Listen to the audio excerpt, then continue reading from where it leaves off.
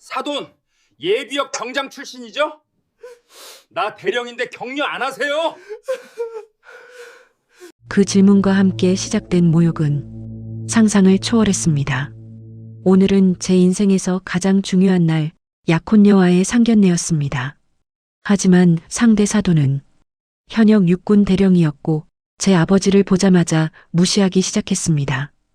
예비역은 군인도 아니죠. 그냥 민간인이죠. 그때는 몰랐습니다. 제 아버지가 얼마나 대단한 분인지를, 그리고 그 오만한 대령이 곧 어떤 일을 겪게 될지를. 지금부터 이 사연 시작합니다. 사연 시작 전에 구독 버튼을 눌러주시고 어디서 듣고 계신지 댓글에 남겨주시면 행운 가득한 기운을 전달해 드립니다. 오늘은 서울 강남에 있는 고급 한정식당에서 상견례가 열렸습니다. 저는 일주일 전부터 이날을 준비했고 약혼녀 수진이도 긴장한 표정이었습니다. 약속 시간 18시 정각, 저희 가족이 먼저 도착했습니다. 아버지 강민주는 검소한 회색 정장 차림이었습니다. 평소처럼 말수가 적고 조용한 모습이었죠. 어머니는 단정한 한복을 입으셨고 저는 새로 맞춘 네이비 정장을 입었습니다. 우리는 예약된 룸으로 들어가 자리에 앉았습니다. 10분 후 상대 가족이 도착했습니다. 문이 열리자 수진이의 아버지 박태준이 들어왔습니다. 그는 현역 육군 대령 정복을 입고 있었고 가슴에는 각종 훈장이 빛났습니다. 수진이 어머니는 화려한 드레스 차림이었습니다.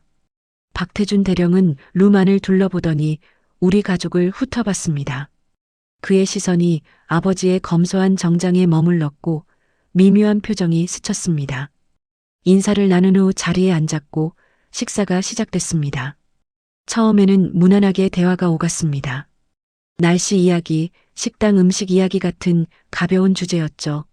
하지만 박태준 대령의 태도에서 미묘한 오만함이 느껴졌습니다. 그는 자신의 군 경력을 자주 언급했고 현역 대령이라는 신분을 계속 강조했습니다. 식사가 반쯤 진행됐을 때 박태준 대령이 갑자기 아버지에게 물었습니다. 사돈어른, 혹시 군 복무하셨습니까? 아버지는 잠시 수저를 내려놓고 조용히 답했습니다. 네, 했습니다. 박태준 대령의 눈빛이 반짝였습니다. 마치 기다렸다는 듯이 추가 질문을 던졌죠. 아, 육군이셨어요? 어느 부대에 계셨는지 여쭤봐도 될까요? 아버지는 여전히 담담한 표정으로 답했습니다. 특전사에 있었습니다. 박태준 대령이 고개를 끄덕였습니다. 그의 입가에 비웃음 같은 미소가 떠올랐죠. 특전사요?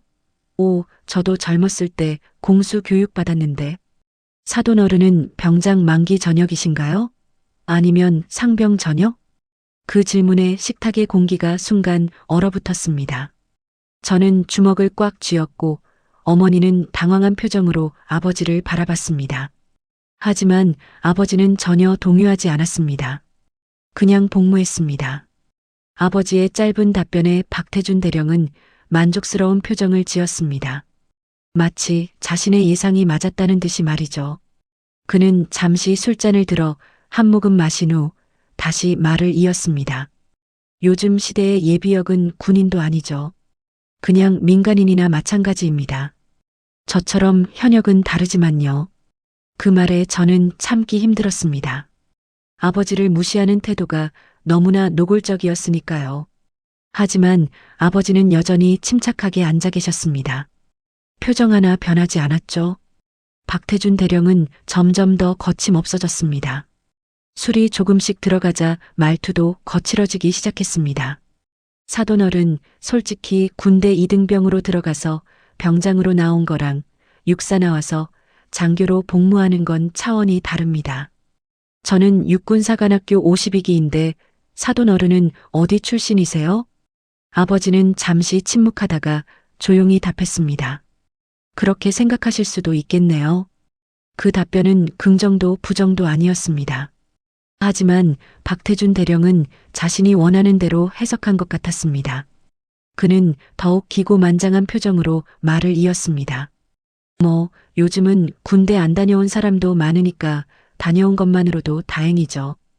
하지만 사돈, 우리 딸 수진이는 현역 육군 대령의 딸입니다. 아시겠지만 제 집안은 대대로 군인 가문이고요. 수진이가 아버지의 팔을 잡으며 말했습니다. 얼굴이 빨개진 채로 작은 목소리로 말렸지만 박태준 대령은 듣는 척도 하지 않았습니다. 저녁 식사가 끝나갈 무렵 박태준 대령은 완전히 술에 취한 상태였습니다. 그의 말은 점점 더 무례해졌고 급기야 이런 말까지 했습니다. 사돈, 솔직히 아들분이 평범한 회사원이고 사돈 어른도 그냥 예비역 병장 출신이시니 우리 딸이랑 격이 안 맞지 않습니까? 우리 딸은 현역 대령 딸이라고요.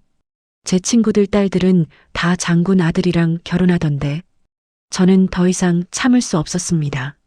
자리에서 일어서려는 순간 아버지가 제 손을 가만히 잡았습니다. 고개를 저으며 앉으라는 신호였죠. 박태준 대령은 계속 말했습니다. 저는 앞으로 장군 진급도 확정이고 사돈댁은 뭐 평범하시잖아요. 물론 나쁜 건 아니지만 솔직히 우리 집안이랑은 좀. 바로 그때였습니다. 박태준 대령의 휴대전화가 요란하게 울렸습니다. 그는 짜증스러운 표정으로 전화기를 꺼냈는데 화면을 보는 순간 얼굴색이 확 변했습니다. 발신자 표시에는 육군본부라고 적혀 있었습니다. 박태준 대령은 황급히 전화를 받았습니다. 여보세요? 네, 박태준 대령입니다. 전화기 너머로 급박한 목소리가 들렸습니다. 정확히 들리지는 않았지만 박태준 대령의 표정이 점점 굳어지는 게 보였습니다. 그의 얼굴에서 술기운이 싹 가시는 것 같았죠. 박태준 대령은 전화를 끊고 자리에서 벌떡 일어났습니다. 아까의 오만한 태도는 온데간데 없었고 당황한 표정만 가득했습니다. 죄송합니다. 급한 일이 생겨서 먼저 가봐야겠습니다. 그는 제대로 인사도 하지 않고 황급히 룸을 나갔습니다. 수진이와 그녀의 어머니는 어리둥절한 표정으로 그를 바라봤습니다. 룸 안에는 어색한 침묵이 흘렀습니다. 아버지는 여전히 담담한 표정으로 앉아 차를 마시고 계셨습니다. 마치 아무 일도 없었던 것처럼 말이죠. 저는 아버지에게 조용히 물었습니다. 아버지, 괜찮으세요? 아버지는 잠시 저를 바라보더니 작게 미소 지으며 답했습니다. 괜찮다. 밥이나 먹자. 그 순간 저는 이상한 느낌을 받았습니다. 아버지의 여유 있는 태도, 그리고 박태준 대령의 갑작스러운 전화와 황급한 퇴장. 뭔가 연결되는 것 같았지만 정확히 무엇인지는 알 수 없었습니다. 박태준 대령은 식당을 나와 급히 자신의 차로 향했습니다. 손이 떨려 차 문을 여는 것조차 쉽지 않았죠. 운전석에 앉자마자 다시 한번 휴대전화를 확인했습니다.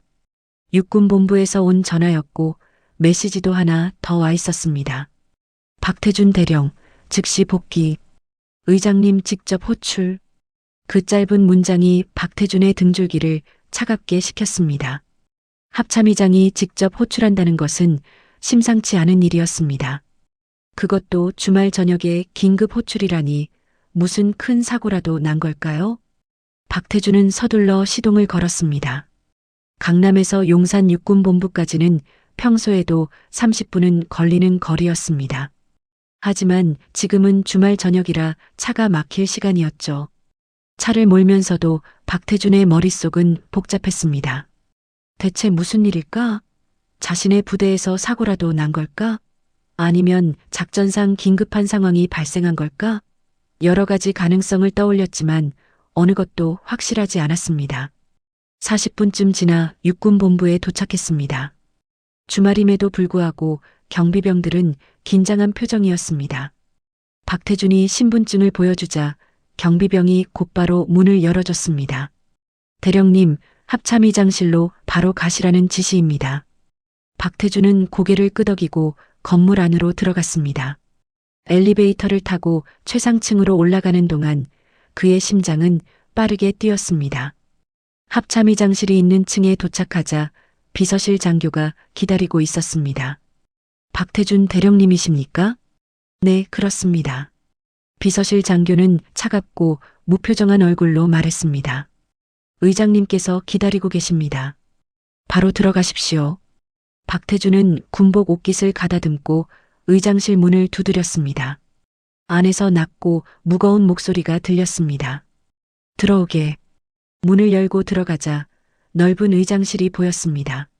책상 뒤에는 육군대장 계급장을 단 한성민 의장이 앉아 있었습니다. 60대 초반으로 보이는 그의 얼굴은 단단했고 눈빛은 날카로웠습니다. 박태준은 곧바로 거수경례를 했습니다. 육군 대령 박태준, 명을 받들어 출두했습니다. 한성민 의장은 경례를 받고 나서도 한동안 박태준을 말없이 바라봤습니다. 그 침묵이 박태준을 더욱 긴장시켰죠.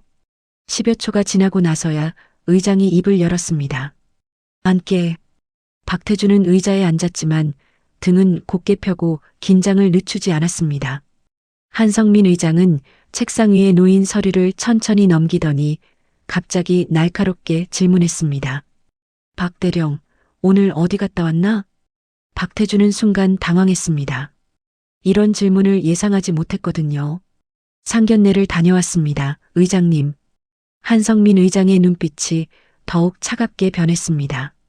상견례? 누구랑? 저희 딸의 약혼자 가족과. 한성민 의장은 책상을 탁 쳤습니다. 그리 세게 친 것은 아니었지만 조용한 방 안에서 그 소리는 크게 울렸습니다. 상대 사돈이 누군지 알고 그런 무례를 범했나? 박태준은 머릿속이 하얘졌습니다. 대체 무슨 말인지 이해할 수 없었습니다. 그는 떨리는 목소리로 물었습니다. 의장님, 무슨 말씀이신지. 한성민 의장은 서류철을 펼쳐 박태준 앞으로 밀었습니다. 거기에는 강민준이라는 이름과 함께 예비역 중장이라는 글자가 선명히 적혀 있었습니다. 강민준, 특전사령관 출신 예비역 중장님이야. 자네가 오늘 만난 사돈 말일세. 박태준의 얼굴에서 피가 싹 가셨습니다. 중장? 특전사령관? 그는 자신이 잘못 들은 줄 알았습니다. 중장님이라고요? 한성민 의장은 차갑게 말을 이었습니다. 강민준 중장님은 내 은인이자 선배님이야. 내가 특전사 초급 장교였을 때 그분은 이미 대대장이셨지. 그분 덕분에 내가 목숨을 건진 적도 있고 군 생활 내내 많은 가르침을 받았네. 박태준은 말문이 막혔습니다. 그저 멍하니 앉아 의장의 말을 들을 수밖에 없었습니다. 자네가 오늘 그분을 뭐라고 했지? 병장 전역? 예비역은 민간인이나 마찬가지. 격이 안 맞는다고? 한성민 의장의 목소리는 점점 차갑게 가라앉았습니다. 자네는 대령이고 나는 대장이지. 계급으로만 보면 나보다 강민준 중장님이 한 단계 아래야. 하지만 내가 그분을 얼마나 존경하는지 아나? 그분은 자신의 계급을 내세우지 않으시는 분이야. 겸손하고 조용히 사시지. 박태준은 온몸에 식은땀이 흘렀습니다. 자신이 저지른 실수의 크기가 점점 실감났습니다. 한성민 의장은 계속 말했습니다. 그런 분을 자네가 겉모습만 보고 판단했어. 검소한 옷차림과 겸손한 태도를 보고 일반 병사 출신으로 착각했지. 그리고 무시했고 모욕했어. 박태준은 고개를 들 수가 없었습니다. 그는 떨리는 목소리로 변명을 시도했습니다. 의장님, 저는 정말 몰랐습니다. 만약 알았다면. 한성민 의장이 손을 들어 말을 끊었습니다. 그게 문제야, 박 대령. 자네는 상대가 누구인지 알았다면 존중했을 거라고 말하고 있어. 그럼 상대가 일반 병사 출신이면 무시해도 된다는 뜻인가? 그 질문에 박태준은 아무 말도 할 수 없었습니다. 한성민 의장의 말이 전곡을 찔렀기 때문입니다. 군인은 계급으로 사람을 판단하지 않아. 특히 예비역 선배님들을 함부로 대해서는 안 돼. 그분들이 있었기에 지금의 대한민국이 있는 거고 우리가 이 자리에 있는 거야. 한성민 의장은 잠시 말을 멈추고 창밖을 바라봤습니다. 그리고 다시 박태준을 돌아보며 말했습니다. 강민준 중장님께 내가 직접 연락을 드렸네. 다행히 그분은 화를 내지 않으셨어. 오히려 젊은 친구가 기운이 넘친다고 그냥 넘어가자고 하셨지. 박태준은 그 말에 더욱 부끄러워졌습니다.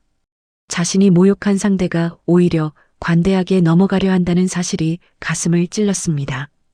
하지만 나는 그냥 넘어갈 수 없네. 자네의 태도는 명백히 잘못됐어. 계급 의식에 취해서 겸손한 선배님을 무시했고 심지어 술까지 마시고 무례하게 굴었지. 한성민 의장은 서류철을 덮으며 최후 통첩을 내렸습니다. 당장 내일 아침 강민준 중장님 댁을 찾아가서 정식으로 사과하게. 그리고 앞으로 다시는 이런 일이 없도록 하게. 만약 또 한 번이라도 비슷한 일이 발생하면 자네의 진급은 물론이고 현재 보직도 보장할 수 없을 거야. 박태주는 벌떡 일어나 차렷 자세를 취했습니다. 명심하겠습니다. 의장님, 정말 죄송합니다. 한성민 의장은 손을 저으며 말했습니다. 나한테 사과할 게 아니야. 강민준 중장님께 진심으로 사과하게. 그리고 박 대령, 명심하게. 사람은 겉모습이나 계급으로 판단하는 게 아니야. 어떻게 살아왔고 어떤 사람인지가 중요한 거지. 박태주는 다시 한번 경례를 하고 의장실을 나왔습니다. 복도를 걸어 나오는 그의 다리는 후들거렸습니다. 엘리베이터를 타고 내려오면서 그는 자신이 저지른 실수를 되새겼습니다. 특전사령관 출신 중장, 합참의장의 은인, 그런 분을 자신이 병장 출신으로 착각하고 모욕했다니. 박태주는 자신의 오만함과 편견이 얼마나 큰 잘못을 저질렀는지 뼈저리게 깨달았습니다. 차에 올라탄 박태주는 한동안 멍하니 앉아 있었습니다. 그의 머릿속에는 오늘 상견례에서 자신이 했던 모든 말들이 재생됐습니다. 하나하나가 부끄럽고 후회스러웠습니다. 내일 아침 그는 강민준 중장 앞에 무릎 꿇고 사죄해야 할 것입니다. 박태준 대령이 급히 나간 후 상견례는 어색한 분위기로 끝났습니다.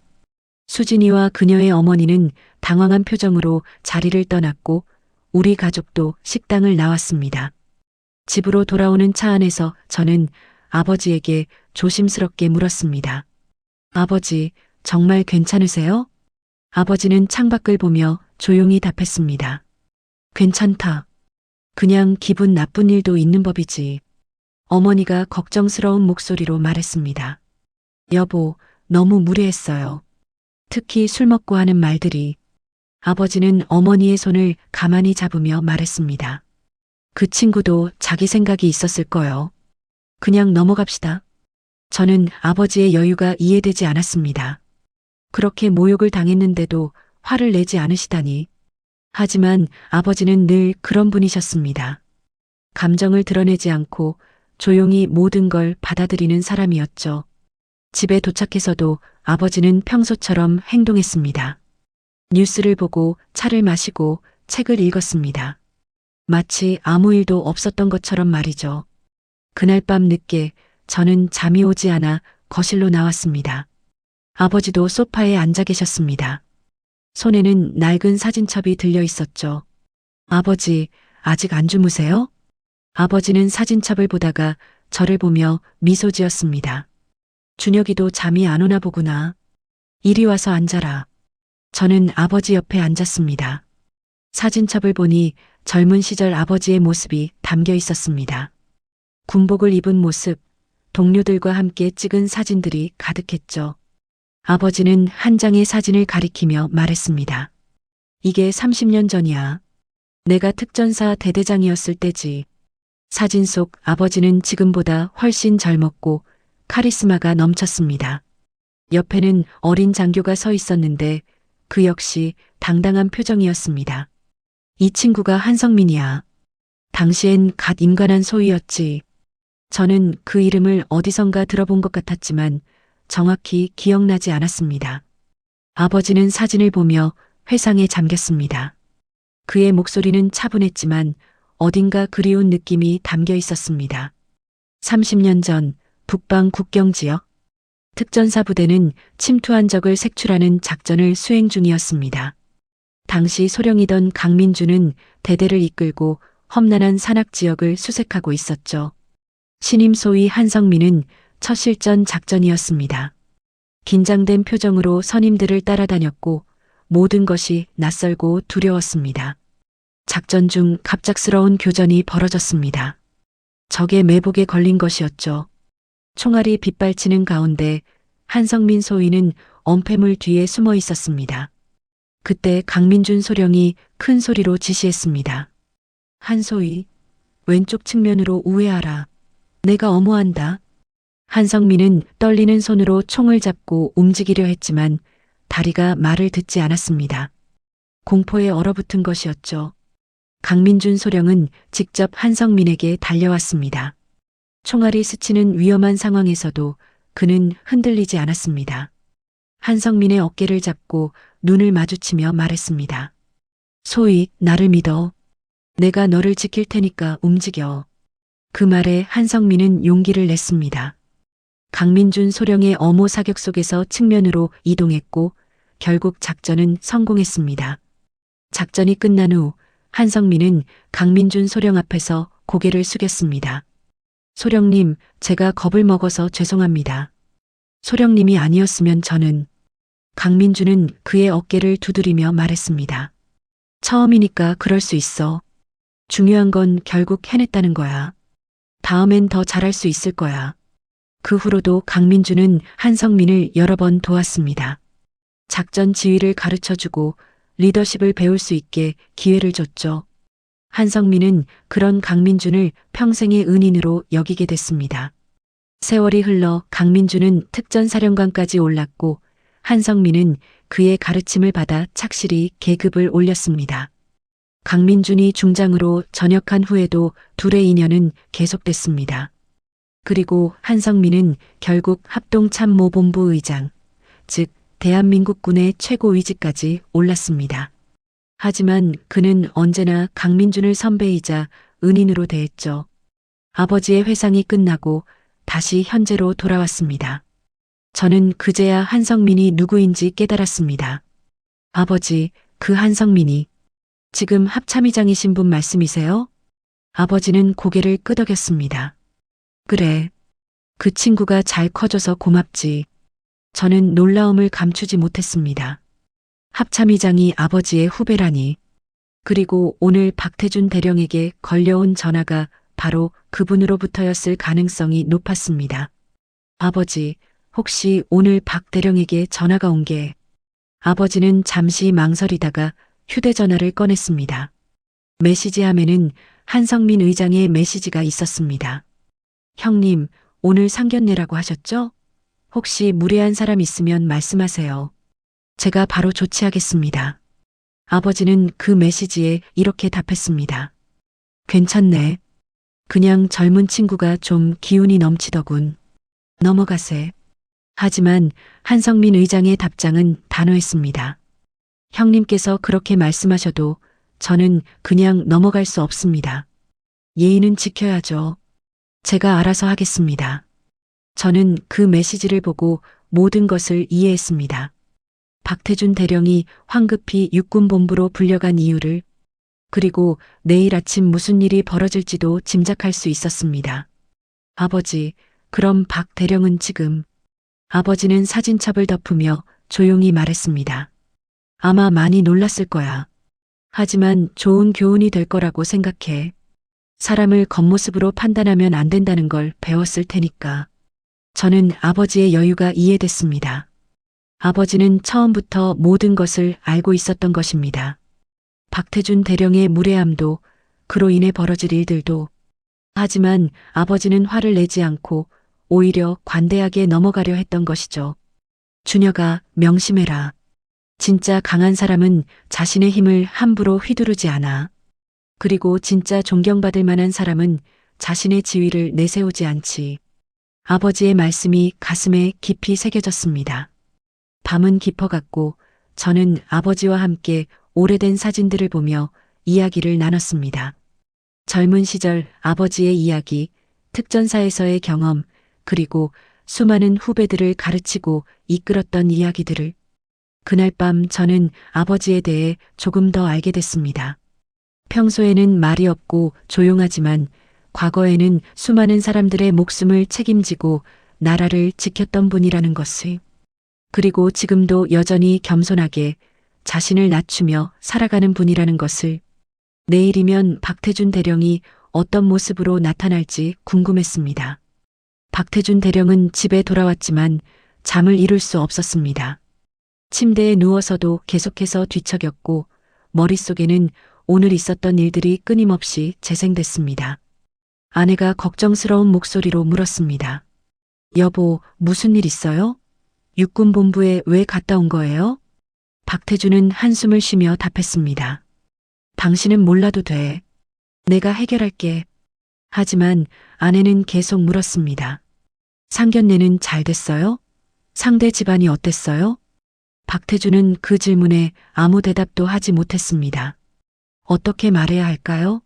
자신이 상대 사돈을 병장 출신으로 착각하고 모욕했다가 알고 보니 특전사령관 출신 중장님이었다고? 그것도 합참의장의 은인이라고? 내일 다시 가봐야 할 것 같아. 먼저 자. 박태준은 그렇게 말하고 거실로 나왔습니다. 소파에 앉아 천장을 바라보며 생각에 잠겼습니다. 자신의 오만함이 부끄러웠습니다. 겉모습만 보고 사람을 판단한 것, 계급으로 사람의 가치를 매긴 것, 그리고 술에 취해 무례하게 군 것까지 모든 게 잘못이었습니다. 특히 강민준 중장이 전혀 화를 내지 않았다는 한성민 의장의 말이 계속 머릿속을 맴돌았습니다.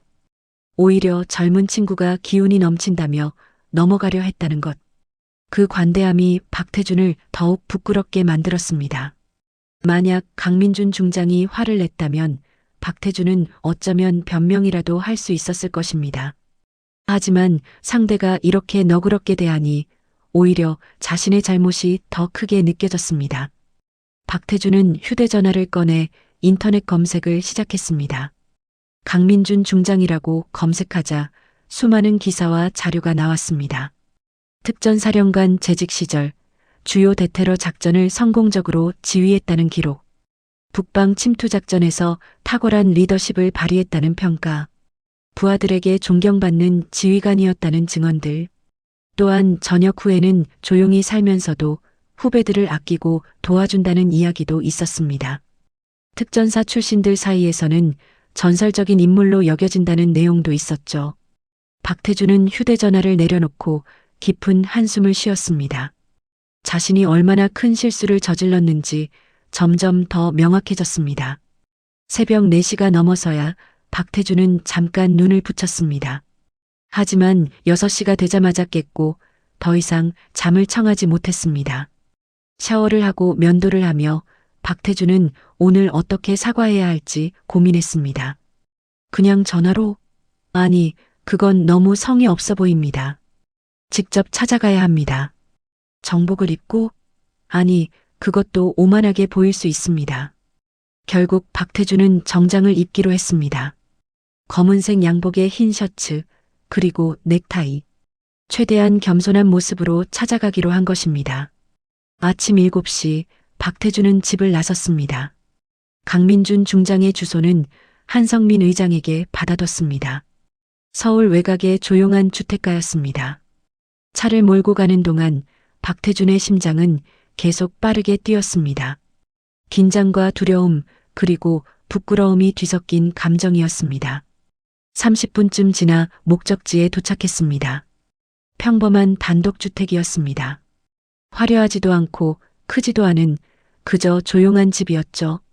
이것 또한 강민준 중장의 겸손함을 보여주는 것 같았습니다. 박태준은 차에서 내려 집 앞에 섰습니다. 손에는 정성스럽게 준비한 선물 상자가 들려 있었습니다. 과일과 한과 그리고 고급 와인이 담긴 선물이었죠. 하지만 선물을 들고 서 있는 자신이 우스워 보였습니다. 이런 것으로 용서받을 수 있을까? 자신이 저지른 무례함을 선물로 만회할 수 있을까? 박태준은 깊게 숨을 들이쉬고 초인종을 눌렀습니다. 잠시 후 인터폰 너머로 목소리가 들렸습니다. 누구세요? 여자 목소리였습니다. 아마 강민준 중장의 부인인 것 같았습니다. 저, 어제 상견례에 참석했던 박태준입니다. 중장님을 뵙고 싶어서. 잠시 침묵이 흘렀습니다. 그리고 현관문이 열렸습니다. 강민준 중장의 부인이 문을 열고 박태준을 바라봤습니다.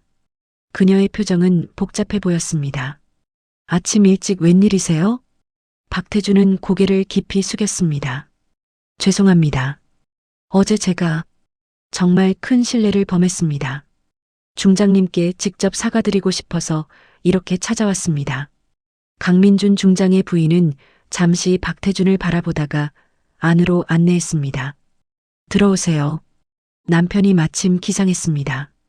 박태준은 조심스럽게 집 안으로 들어갔습니다. 거실은 단정하고 깔끔했습니다. 벽에는 몇 장의 사진이 걸려 있었는데 모두 가족 사진이었습니다. 군복을 입은 사진은 단 한 장도 없었습니다. 잠시 후 강민준 중장이 나타났습니다. 평범한 트레이닝복 차림이었고 어제와 마찬가지로 조용하고 담담한 표정이었습니다. 박태준은 즉시 무릎을 꿇었습니다. 거실 바닥에 무릎을 대고 고개를 깊이 숙였습니다. 중장님, 정말 죄송합니다. 강민준은 당황한 표정으로 박태준을 바라봤습니다. 일어나시죠. 무슨... 하지만 박태준은 일어나지 않았습니다. 그는 떨리는 목소리로 계속 말했습니다. 제가 어제 정말 큰 실례를 범했습니다. 중장님을 몰라 뵙고 함부로 대했습니다. 변명의 여지가 없습니다. 박태준의 눈에서 눈물이 흘러내렸습니다. 육군 대령이 50대 중반의 남자가 무릎 꿇고 눈물을 흘리고 있었습니다. 제 오만함과 편견이 얼마나 잘못됐는지 깨달았습니다.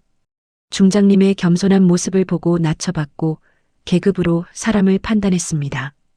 군인으로서 사람으로서 해서는 안 될 일을 저질렀습니다. 강민준은 잠시 침묵하다가 조용히 말했습니다. 일어나세요, 대령님. 바닥이 차갑습니다. 그 말에 박태준은 고개를 들었습니다. 강민준의 얼굴에는 여전히 환한 기색이 없었습니다. 오히려 안쓰러워하는 표정이었죠. 정말 괜찮습니다. 어제 일은 그냥 넘어가죠. 하지만 박태준은 일어나지 않았습니다. 아닙니다. 중장님께서 용서하신다 해도 저는 제 잘못을 명확히 인정하고 싶습니다. 그리고 다시는 이런 실수를 하지 않겠다고 다짐하고 싶습니다. 강민준은 박태준의 어깨를 가만히 잡았습니다. 대령님, 제발 일어나세요. 이러시면 저도 난처합니다. 결국 박태준은 천천히 일어났습니다. 얼굴은 눈물과 콧물로 범벅이 돼 있었고 정장은 구겨져 있었습니다. 강민준은 박태준을 소파에 앉히고 물 한 잔을 건넸습니다. 진정하시고 물 한 잔 드세요. 박태준은 떨리는 손으로 물잔을 받아 마셨습니다. 그리고 다시 한번 고개를 숙였습니다. 중장님, 정말 죄송합니다. 그리고 감사합니다. 이렇게 관대하게 대해주셔서. 강민준은 조용히 미소 지었습니다. 대령님도 군인이시잖아요. 실수할 수도 있죠. 중요한 건 그 실수에서 배우는 겁니다. 그 말에 박태준은 또다시 눈물을 흘렸습니다. 이번에는 부끄러움과 감사함이 뒤섞인 눈물이었습니다. 강민준은 박태준이 진정할 때까지 기다려줬습니다. 그리고 차 2잔을 가져와 하나를 박태준에게 건넸습니다. 차 한잔 하시죠. 마음을 좀 진정시키시고. 박태준은 차를 받아들었습니다. 따뜻한 차가 손에서 전해지는 온기가 약간의 위안이 됐습니다. 그는 조심스럽게 한 모금 마시고 다시 고개를 숙였습니다. 중장님, 제가 정말 어리석었습니다. 강민준은 자신의 차를 마시며 조용히 답했습니다. 어리석었다기보다는 잘못된 기준으로 사람을 판단하셨죠. 박태준이 고개를 들어 강민준을 바라봤습니다. 강민준은 창밖을 보며 계속 말을 이었습니다. 저도 젊었을 때는 비슷한 실수를 했습니다. 계급장만 보고 사람을 판단하고 경력만 보고 능력을 평가했죠. 하지만 시간이 지나면서 깨달았습니다. 진짜 중요한 건 그런 게 아니라는 걸요. 박태준은 강민준의 말을 경청했습니다. 그의 목소리는 부드러웠지만 무게감이 있었습니다. 군인의 가치는 계급이 아니라 어떻게 복무했느냐에 있습니다. 병사든 장교든 현역이든 예비역이든 그 사람이 어떤 마음으로 나라를 지켰는지가 중요한 거죠.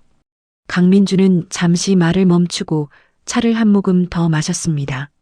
저는 특전사에서 30년을 복무했습니다. 그동안 수많은 병사들과 장교들을 봤죠. 그 중에는 계급은 낮아도 정말 훌륭한 사람들이 많았습니다. 반대로 계급은 높아도 존경받지 못하는 사람들도 있었고요.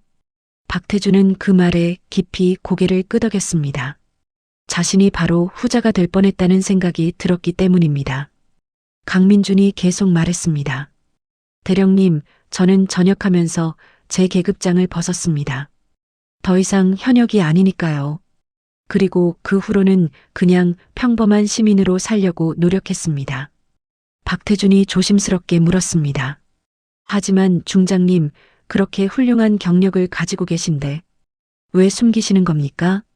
강민준은 미소를 지으며 답했습니다. 숨기는 게 아닙니다. 그냥 필요 없는 거죠. 제가 과거에 뭐였는지는 지금의 저를 정의하지 않습니다. 지금 제가 어떻게 사는지가 더 중요하거든요. 그 말에 박태준은 깊은 감명을 받았습니다. 자신은 평생 계급과 지위에 집착해왔는데 강민준은 그 모든 것을 내려놓고 있었습니다. 대령님도 언젠가는 전역하실 겁니다. 그때 대령님을 정의하는 건 과거의 계급이 아니라 어떤 사람으로 기억되느냐일 겁니다.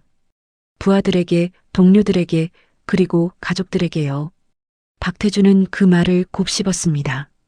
자신은 어떤 사람으로 기억되고 싶은가? 권위적인 상관? 계급에 집착하는 군인? 아니면 강민준이 박태준의 어깨를 가볍게 두드렸습니다. 대령님, 어제 일은 이미 지났습니다. 중요한 건 앞으로죠. 앞으로 어떻게 하실 건가요? 박태준은 잠시 생각하다가 답했습니다. 달라지겠습니다. 사람을 겉모습이나 계급으로 판단하지 않겠습니다. 그리고 더 겸손해지겠습니다. 강민준이 고개를 끄덕였습니다. 좋은 결심입니다. 하지만 쉽지 않을 겁니다. 평생 익숙했던 습관을 바꾸는 건 어려운 일이니까요. 매일 스스로를 점검하고 노력해야 할 겁니다. 박태준은 진심으로 답했습니다. 노력하겠습니다. 중장님을 본받겠습니다. 두 사람은 잠시 침묵 속에서 차를 마셨습니다. 창밖으로는 아침 햇살이 들어오고 있었고 새들의 지저귐이 들렸습니다. 잠시 후 강민준의 아들 준혁이 거실로 나왔습니다. 어제 상견례에서 봤던 그 청년이었죠.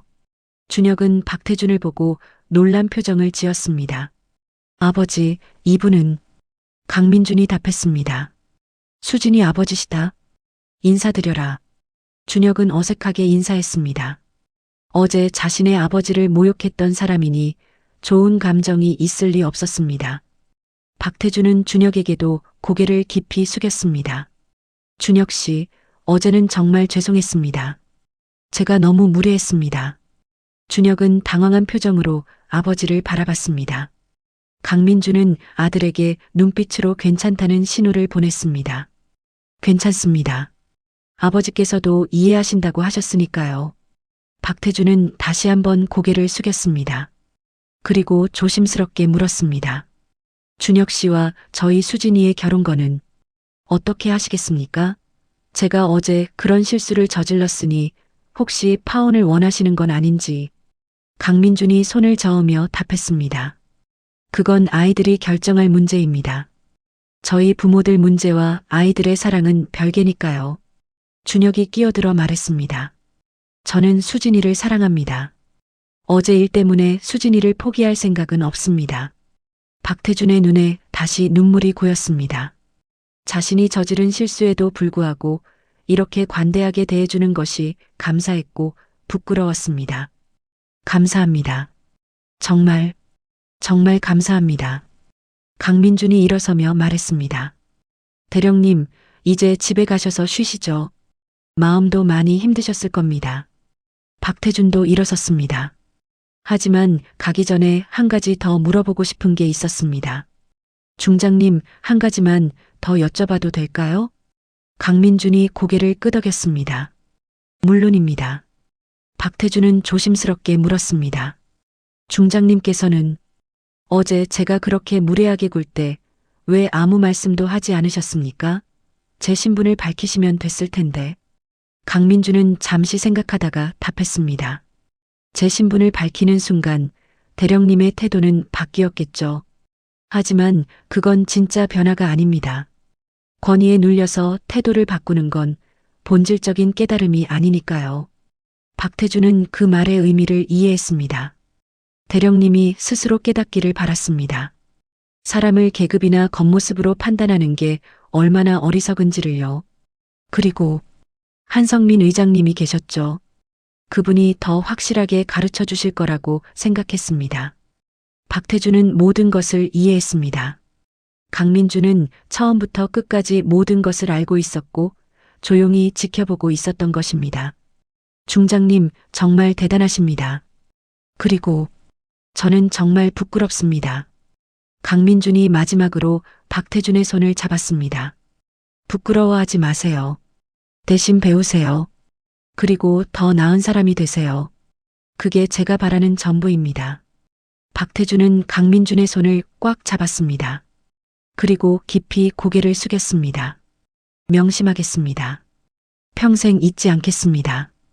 박태준이 집을 나서는 그의 걸음걸이는 들어올 때와 달랐습니다. 더 겸손하고 더 차분해 보였습니다. 그는 차에 오르기 전 한 번 더 집을 돌아봤고 깊이 인사했습니다. 강민준과 준혁은 창가에서 그 모습을 지켜봤습니다. 준혁이 아버지에게 물었습니다. 아버지, 저 사람 정말 변할까요?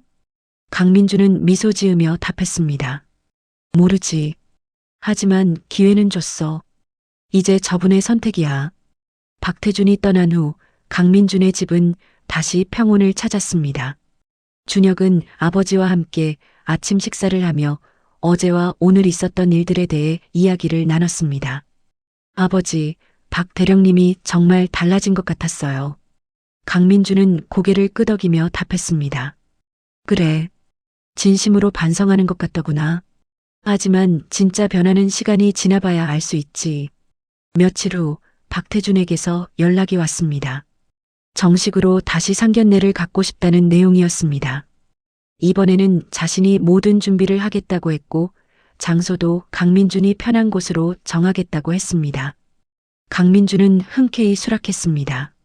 그리고 장소는 지난번과 같은 한정식당으로 정했습니다. 특별한 곳보다는 편안한 곳이 좋다고 생각했기 때문입니다. 상견례 당일 강민준 가족은 다시 그 식당을 찾았습니다. 이번에도 강민준은 검소한 정장 차림이었고 태도도 지난번과 다르지 않았습니다. 박태준 가족이 먼저 도착해 있었습니다.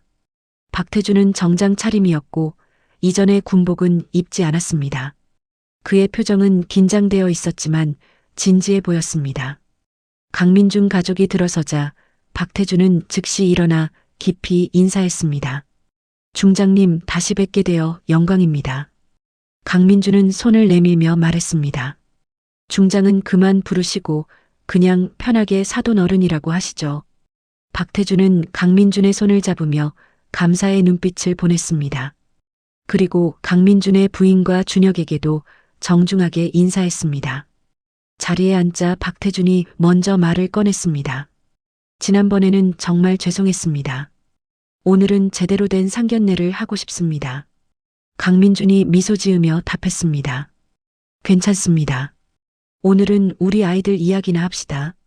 수진이가 부끄러운 듯 준혁을 바라봤고 준혁도 수진이를 향해 미소를 지었습니다.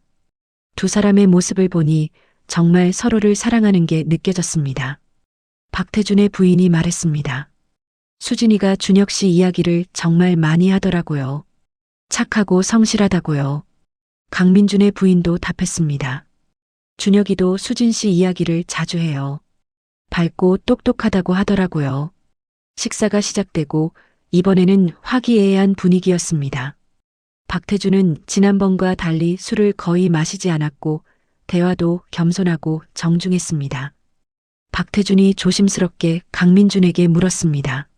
사돈어른, 특전사에서 오래 복무하셨다고 들었습니다. 어떤 일을 하셨는지 여쭤봐도 될까요? 강민준은 담담하게 답했습니다. 그냥 주어진 임무를 수행했을 뿐입니다. 특별할 것 없어요. 하지만 박태준은 이미 강민준의 경력을 찾아봤기에 알고 있었습니다. 그가 얼마나 대단한 업적을 남겼는지, 얼마나 많은 사람들에게 존경받는지를요. 겸손하십니다. 제가 알기로는 사돈 어른께서 정말 훌륭한 지휘관이셨다고. 강민준이 손을 저으며 말했습니다. 과거는 과거입니다. 지금은 그냥 평범한 아버지일 뿐이에요. 박태준은 그 말에서 또 한 번 교훈을 얻었습니다. 진정으로 위대한 사람은 자신의 업적을 자랑하지 않는다는 것을요. 식사 중간 결혼 날짜와 장소에 대한 이야기가 나왔습니다. 수진이와 준혁은 이미 상의를 해뒀고 6개월 후 봄에 결혼하고 싶다고 했습니다. 박태준이 말했습니다. 저희가 예식장과 모든 비용을 부담하겠습니다. 사돈 어른께는 폐를 끼치고 싶지 않습니다. 하지만 강민준이 정중히 거절했습니다. 아닙니다. 저희도 함께 부담해야죠. 우리 아이들의 결혼인데 양가가 힘을 합쳐야 합니다. 결국 두 가족은 비용을 반반씩 부담하기로 합의했습니다. 예식장도 함께 알아보기로 했고 준비 과정도 함께 하기로 했습니다. 식사가 끝날 무렵 박태준이 진지한 표정으로 말했습니다. 사돈 어른, 저는 지난번 일로 정말 많은 것을 배웠습니다. 앞으로는 더 나은 사람이 되도록 노력하겠습니다. 강민준이 고개를 끄덕였습니다. 저도 대령님에게서 배웁니다. 자신의 잘못을 인정하고 변화하려는 용기 말입니다. 두 사람은 서로를 바라보며 미소를 지었습니다. 처음 만났을 때와는 완전히 다른 분위기였습니다. 상견례가 끝나고 밖으로 나왔습니다.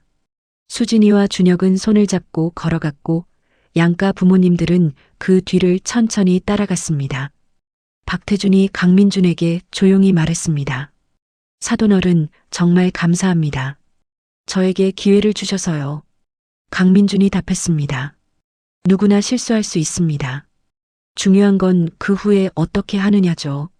두 가족은 주차장에서 작별 인사를 나눴습니다. 이번에는 따뜻한 악수와 함께 진심 어린 미소가 오갔습니다.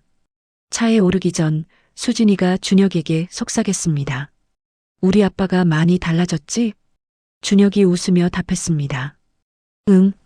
그리고 우리 아버지가 정말 대단하신 분이라는 것도 알게 됐어. 수진이도 고개를 끄덕였습니다. 나도 이제 알았어. 준혁이 아버지가 얼마나 훌륭한 분인지.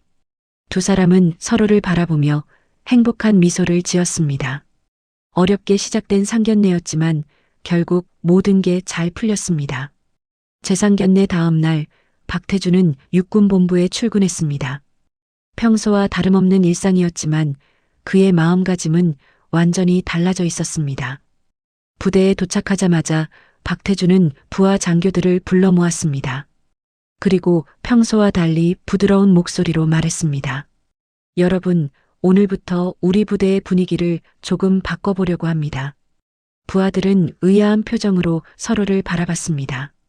평소 엄격하고 권위적이던 연대장이 갑자기 달라진 것 같았기 때문입니다. 계급이나 서열보다는 서로를 존중하는 문화를 만들고 싶습니다. 병사든 장교든 모두가 소중한 우리 부대의 일원이니까요. 박태준의 변화는 며칠 사이에 부대 전체에 퍼졌습니다. 병사들에게 더 귀 기울이고 부하 장교들의 의견을 존중했습니다. 회의 시간에도 일방적으로 지시하기보다는 함께 논의하는 방식으로 바뀌었죠. 일주일 후 박태준은 합참의장실로 호출됐습니다. 이번에는 긴급 호출이 아니라 정기보고였지만 박태준은 여전히 긴장했습니다. 한성민 의장실에 들어서자 의장은 서류를 보고 있었습니다. 박태준이 경례를 하자 한성민이 고개를 들었습니다. 앉게, 박 대령. 박태준은 의자에 앉았습니다. 한성민 의장은 잠시 그를 바라보다가 입을 열었습니다. 강민준 중장님께 다녀왔다고 들었네. 박태준이 고개를 숙이며 답했습니다. 네, 의장님. 직접 찾아뵙고 사죄드렸습니다. 한성민이 물었습니다. 어떻게 되었나? 박태준은 그날의 일을 상세히 설명했습니다. 자신이 무릎 꿇고 사과한 것, 강민준 중장이 관대하게 용서해 준 것, 그리고 많은 가르침을 받은 것까지. 한성민은 고개를 끄덕이며 들었습니다. 그리고 말했습니다. 중장님답군. 언제나 그런 분이셨어. 화를 내거나 복수하는 대신 교훈을 주시지. 박태준이 조심스럽게 물었습니다. 의장님, 중장님과는 어떤 관계이신지 여쭤봐도 될까요? 한성민의 눈빛이 부드러워졌습니다. 그는 잠시 과거를 회상하듯 창밖을 바라봤습니다. 내 생명의 은인이자 군인으로서의 스승이지. 내가 신임 소위였을 때 중장님은 대대장이셨어. 나를 포함해 수많은 후배들을 가르치고 이끌어 주셨지. 한성민은 계속 말을 이었습니다. 중장님은 계급이 높아질수록 더 겸손해지셨어. 장군이 되고 사령관이 되어도 언제나 부하들을 먼저 생각하셨지. 그게 진짜 리더의 모습이라는 걸 보여주셨어. 박태준은 그 말을 경청했습니다. 나도 언젠가 대장이 되고 의장이 됐지만 여전히 중장님 앞에서는 그때 그 소위야. 왜냐하면 중장님께서 나를 그렇게 만들어주셨으니까. 한성민은 다시 박태준을 바라봤습니다. 박대령, 자네도 언젠가 장군이 될 거야. 그때 중요한 건 계급장이 아니라 자네가 어떤 장군이 되느냐야. 부하들에게 존경받는 장군이 될 것인가, 아니면 두려움의 대상이 될 것인가. 박태준이 진지하게 답했습니다. 존경받는 장군이 되고 싶습니다. 강민준 중장님처럼요. 한성민이 미소 지었습니다. 좋아. 그럼 지금부터 시작하게. 장군이 되고 나서가 아니라 지금 대령 보직에서부터 말이야. 박태준은 고개를 끄덕였습니다. 명심하겠습니다. 한성민이 서류철을 꺼내며 말했습니다. 자네 부대 최근 보고서를 봤네. 분위기가 많이 좋아졌다고 하더군. 박태준이 놀란 표정으로 물었습니다. 벌써 보고가 올라갔습니까? 한성민이 웃으며 답했습니다. 좋은 변화는 빨리 알려지는 법이지. 부하들이 자네의 변화를 느끼고 있어. 계속 그렇게 하게. 박태준은 감사의 인사를 했습니다. 그리고 의장실을 나오면서 가슴이 벅차올랐습니다. 그날 저녁 박태준은 집에 돌아와 아내에게 모든 이야기를 했습니다. 강민준 중장의 진짜 신분, 자신이 저질렀던 실수, 그리고 그로부터 배운 교훈들까지. 아내는 놀라면서도 남편의 변화를 기뻐했습니다. 당신이 달라진 게 느껴졌어요. 요즘 집에 와서도 더 부드러워졌고. 박태준이 아내의 손을 잡으며 말했습니다. 미안해요. 그동안 집에서도 권위적이었죠. 앞으로는 달라지겠습니다. 며칠 후 박태준은 강민준에게 문자를 보냈습니다. 중장님, 덕분에 많이 배우고 있습니다. 감사합니다. 얼마 지나지 않아 강민준의 답장이 왔습니다. 좋은 소식 들었습니다. 계속 그렇게 하시면 됩니다. 우리 아이들 결혼 준비도 잘 진행되고 있죠? 박태준은 미소 지으며 답장을 보냈습니다. 네, 수진이가 정말 행복해합니다. 모두 중장님 덕분입니다. 그렇게 두 사람은 조금씩 가까워졌습니다. 처음에는 어색했지만 시간이 지나면서 진정한 사돈 관계가 됐습니다.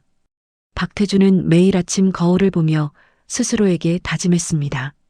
오늘도 겸손하게 부하들을 존중하며 살자. 그리고 그 다짐은 하루하루 실천으로 이어졌습니다. 부대에서의 평가도 좋아졌고 부하들의 신뢰도 높아졌습니다. 한 달 후 박태준의 부대는 정군 모범부대로 선정됐습니다. 엄격함과 존중의 균형을 잘 이룬 부대라는 평가를 받았죠. 시상식에서 박태준은 상을 받으며 생각했습니다.